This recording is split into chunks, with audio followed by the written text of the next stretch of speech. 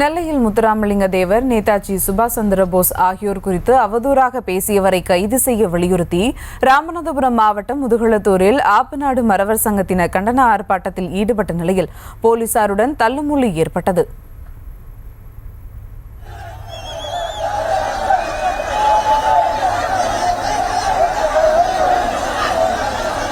கூடுதல் விவரங்களோடு இணைகிறார் செய்தியாளர் ராமமூர்த்தி. வணக்கம் ராமமூர்த்தி, என்ன நடந்தது? முழு விவரங்கள்.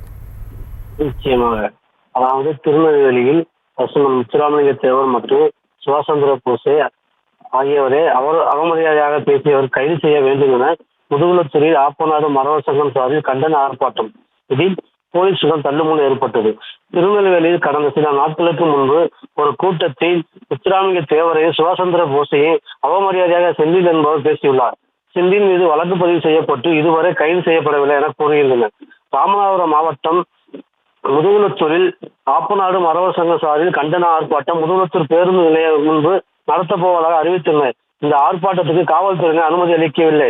எனவே இருப்பினும் முதுகுளத்தூர் மற்றும் சுற்றுவட்டார பகுதியிலிருந்து 5000க்கும் மேற்பட்ட மக்கள் முதுகுளத்தூரில் உள்ள முத்துராமலிங்க தேவர் திருமண மகால் முன்பு ஆர்ப்பாட்டத்துக்கு செல்வதற்கு கூடியிருந்தனர். அப்போது ஆர்ப்பாட்டத்துக்கு செல்ல முடியாத அளவுக்கு 500க்கும் மேற்பட்டவர் போலீசார் பாதுகாப்பு பணியில் ஈடுபட்டிருந்தனர். இந்த கூட்டத்தில் ஆர்ப்பாட்டம் செய்ய தொடங்கிய போது போலீசார் கயிறுகளை தாண்டி சென்றதால் போலீசாருக்கும் போராட்டக்காரர்களுக்கு இடையே தள்ளுமுள்ளு ஏற்பட்டது. கைது செய்யப்பட்டவர்கள் காவல்துறை வாகனத்தில் இருந்து இறங்கி பேருந்து நோக்கி புறப்பட்டனர். பின்னர் கமுதி முதுகுளத்தூர் சாலையில் சாலை மறியலில் ஈடுபட்டதால் சிலர் கைதான நிலையிலும் சிலர் பேருந்து நிலையத்துக்கு முன்பு சென்று ஆர்ப்பாட்டத்தில் ஈடுபட்டனர். இந்த ஆர்ப்பாட்டத்தின் போது பெரிய லெவலில் போக்குவரத்து பாதிக்கப்பட்டது. விவரங்களுக்கு நன்றி ராமமூர்த்தி.